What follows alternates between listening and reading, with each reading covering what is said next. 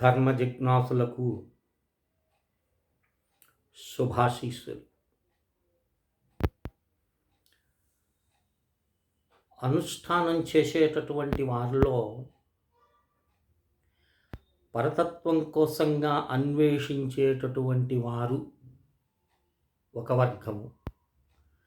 కేవలము సాంసారిక సుఖాన్ని దృష్టిలో ఉంచుకొని కామ్యాలకై పాటుపడేటటువంటి వారు ఒక వర్గం. కేవలము సంసారంలో సుఖం కావాలి, దుఃఖం మాకు వలదు అనేటటువంటి వాళ్ళు కామ్యాలకై పరితపిస్తూ ఉంటారు. ఇది కలిధర్మమని శ్రీకృష్ణ పరమాత్మ ఎప్పుడో ఉద్ధవుడికి ఇక యుగ సమాప్తి కలుగుతుంది అన్న సందర్భంలో ఉద్ధవుడికి ఉపదేశించినటువంటి వాటిలో ఈ దివ్యమైన వాక్యాలు కనపడతాయి. భగవంతుడి పట్ల ప్రీతి, భగవంతుని కోసం తపించేటటువంటి వారి సంఖ్య కలియుగంలో అతి స్వల్పంగా ఉంటుంది. కేవలము ఇంద్రియ భోగాలను అనుభవించే దానికోసంగా వెంటనే ఫలితాల కోసం పరితపించేటటువంటి భక్తుల సంఖ్య పెరుగుతుందన్నారు. ఈ విషయం నేను మీకు ప్రత్యేకించి చెప్పనవసరం లేదు. నేడు ఆలయాల యొక్క స్థితి ఎలా ఉందో మీ అందరికీ తెలుసు. కామ్యాలకై మానవుడు ఎలా ప్రయత్నం చేస్తున్నాడో కూడా మీ అందరూ గ్రహించి ఉంటారు. కనుక దాన్ని దృష్టిలో ఉంచుకొనే భగవత్ సంబంధమైనటువంటి భాగవత, రామాయణ, మహాభారతాది ఇత్యాది ఉద్గ్రంథముల నుండి వేదాంత విషయాల్ని మేము మీతో చర్చించటం లేదు. కారణం జిజ్ఞాసలోపం. మీకు కావాల్సినటువంటిదంతా కామ్యము. ఏం చేస్తే ఏమవుతుంది, రాత్రికి రాత్రి ఏదైనా వచ్చి పడుతుందా అనేటటువంటి దురాశ కలిగినటువంటి వాడు భగవంతుని యొక్క అనుగ్రహం, భగవంతుని సాక్షాత్కారం, భగవంతునితో గడిపేటటువంటి ఆ ఆనందము గ్రహింపలేకున్నారు. ఇది మీ దోషం కాదు, ఇది వ్యక్తుల దోషం కాదు, ఇది యుగ దోషం. కనుకనే మానవుణ్ణి పునీతుని చేసేదానికోసంగా దివ్యమైనటువంటి పండుగలు, దివ్యమైన ముహూర్తాలు, దివ్యమైనటువంటివి మనకు పరమాత్మ అందిస్తూ ఉంటారు. ఈ ముహూర్తాల్లో, ఈ మాసాల్లో ఇలా చేసుకుంటే మీ జీవితము ఉద్ధరింపబడుతుంది అనే ఉద్దేశ్యంతో, అలాంటి ఉద్దేశ్యంతోనే వచ్చేటటువంటిది మాఘ మాసం. ఇది జనవరి 30, 2025 నుండి మాఘమాస ప్రారంభం అవుతుంది. అఘము అంటే పాపము.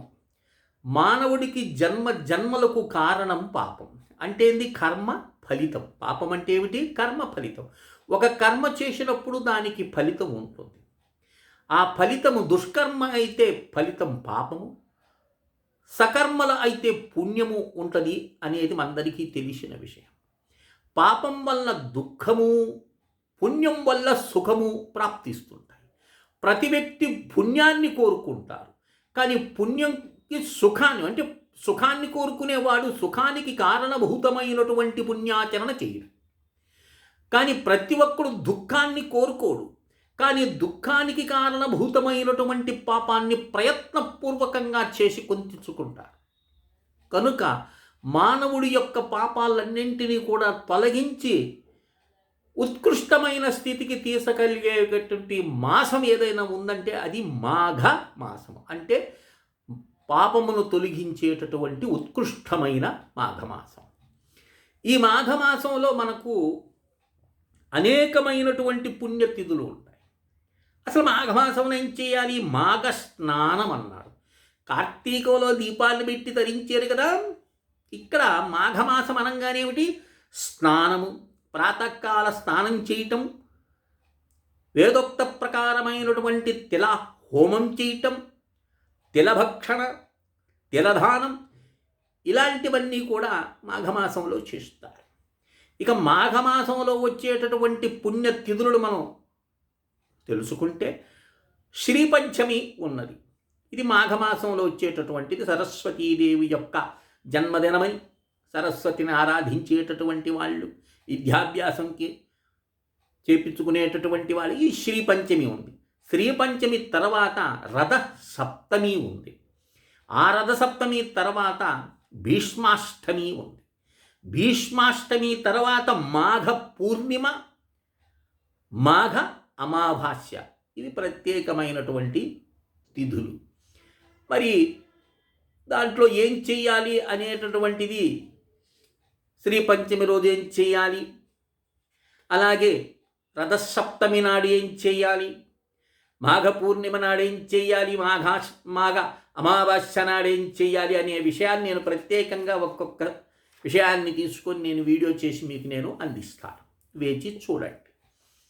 ఇక అతి ముఖ్యమైనటువంటివి శ్యామలా నవరాత్రులని ఆషాఢంలో మనం చేసుకున్నాం కదండి, వారాహి నవరాత్రులు. అలాగే ఇక్కడ ఈ మాఘమాస ప్రారంభంలో 9 రోజులు అమ్మవారిని ఆరాధిస్తారు. ఆ విషయం కూడా నేను ప్రత్యేకించి ఒక వీడియో చేస్తాను. ఇక మాఘమాసంలో అత్యంత ప్రధానమైనటువంటిది ఏమిటయ్యా అంటే అది శ్రీ సత్యనారాయణ స్వామి వారి యొక్క వ్రతము.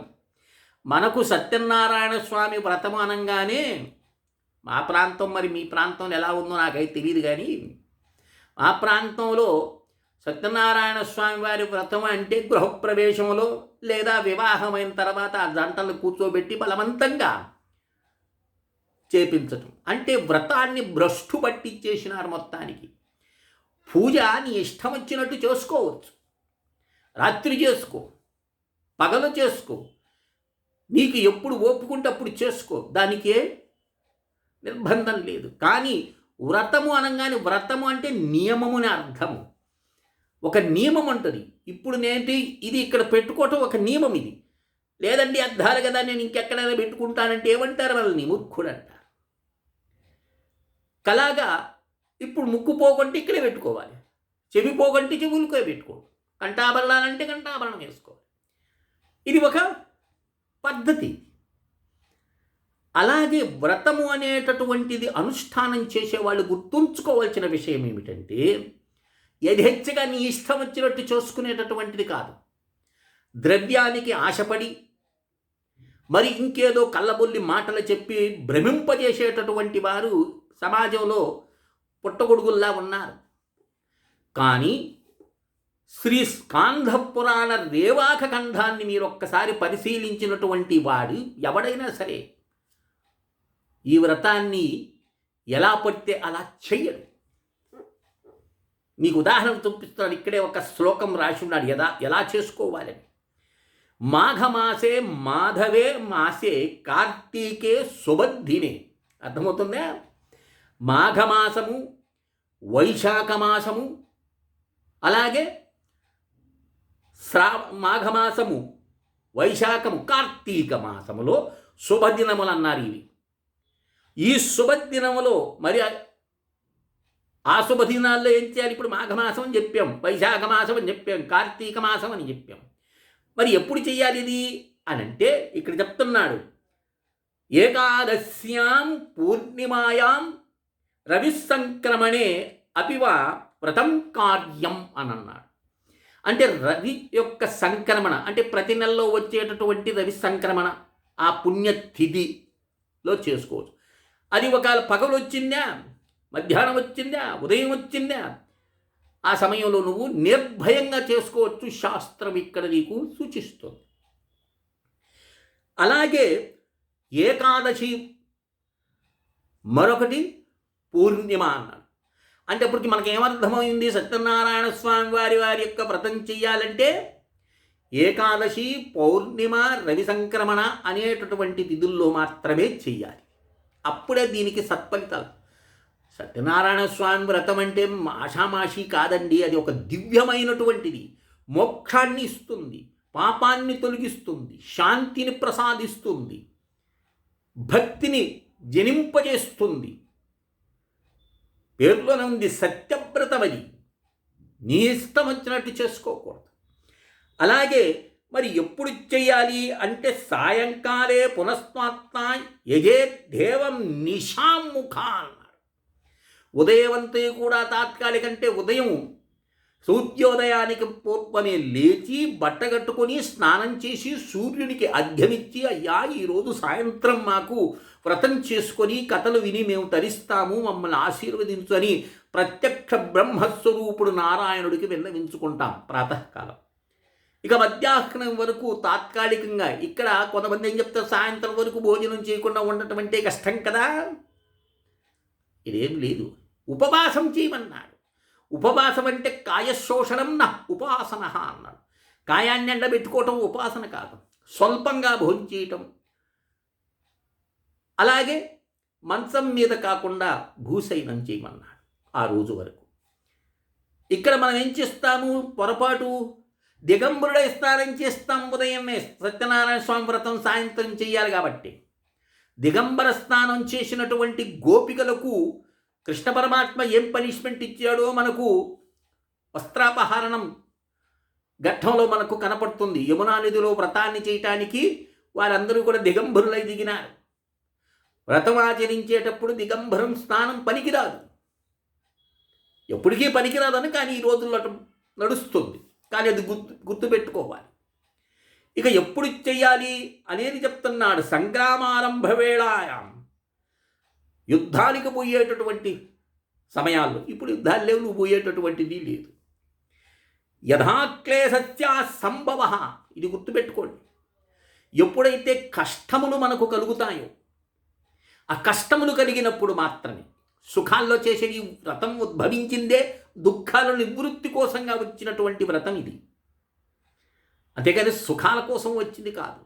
అలాగే దారిద్ర్య శమనార్థం వ్రతం కార్యం నరేప్సుభి అన్నారు.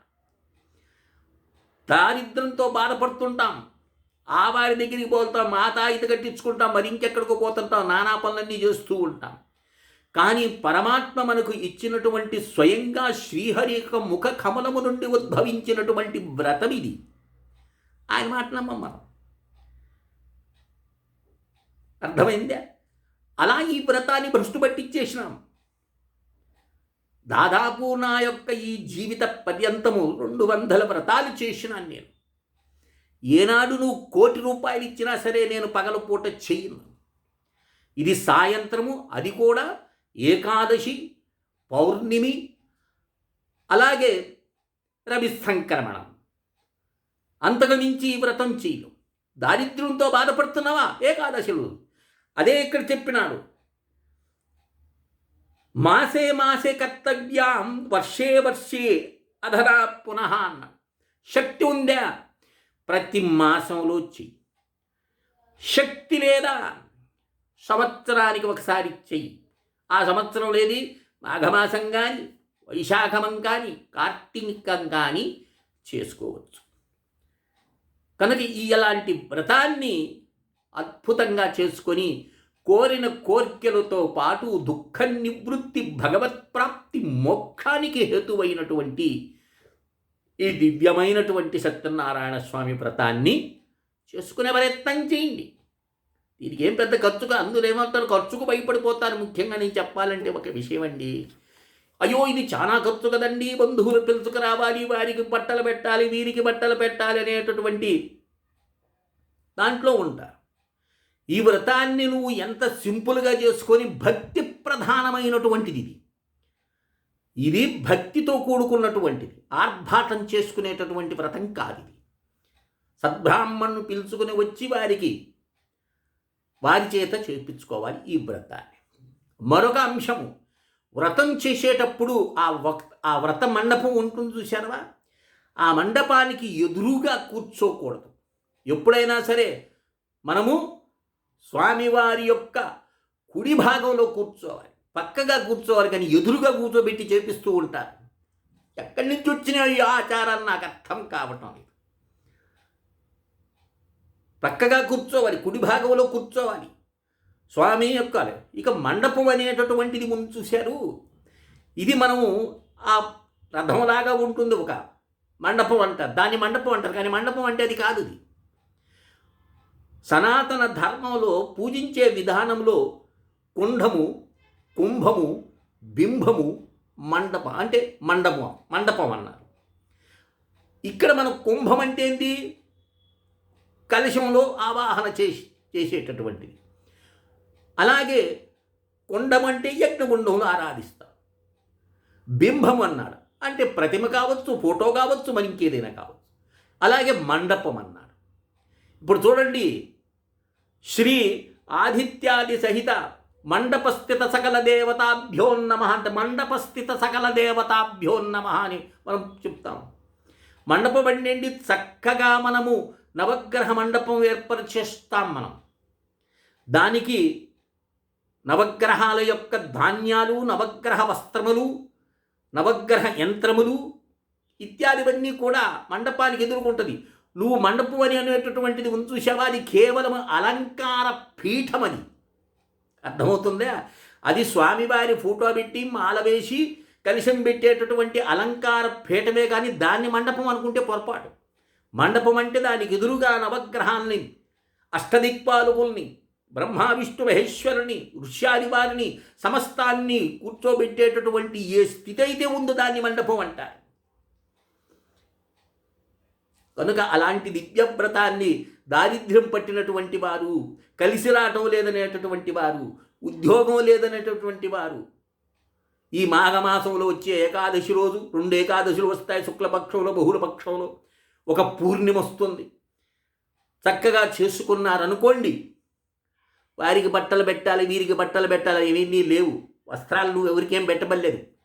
చక్కగా శ్రద్ధగా కూర్చొని చేసి ఆ చేపించినటువంటి ఆచార్యుడికి ధనాన్ని ఇవ్వటం. మరొకటి, ఆచార్యుడు కూడా నేను ఇంత ఇస్తే చేస్తాను అన్నాడంటే అది చెప్పకూడదు, అడగకూడదు.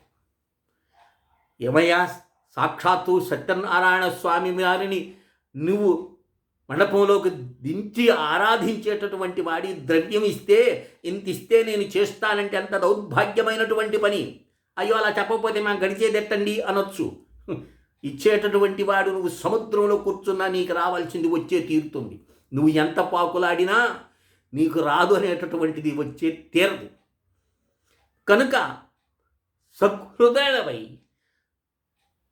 వారి యొక్క ఉన్నతి కోరుకునేటటువంటి దృష్టితో చేసినావా నీకు మంచిదే. చేసేటటువంటి వాడు మోక్షానికి వెళ్తాడు. చేపించుకున్నటువంటి వాడు దుఃఖ నివృత్తికి, క్లేశములన్నీ కూడా దూరం అయిపోతాయి. అలాంటి ఉత్కృష్ట మాసంలో ఈ యొక్క మాఘమాసంలో చేసుకొని తరించవచ్చు. అర్థమైంది కదా? మాఘమాసం యొక్క అనుష్ఠానం ఏం చేయాలో నేను మీకు సంక్షిప్తంగా తెలియచేసిన. కనుక అందరూ గ్రహించి ఆనందించి అనుష్ఠానం చేసుకొని తరిస్తారని ఆశిస్తూ శ్రీ విద్యోపాసకులు శ్రీ మండే లక్ష్మీ నరసింహారావు లోకా సమస్తా సుఖినో భవంతు. ఓం తత్సత్, ఓం తత్సత్, ఓం తత్సత్.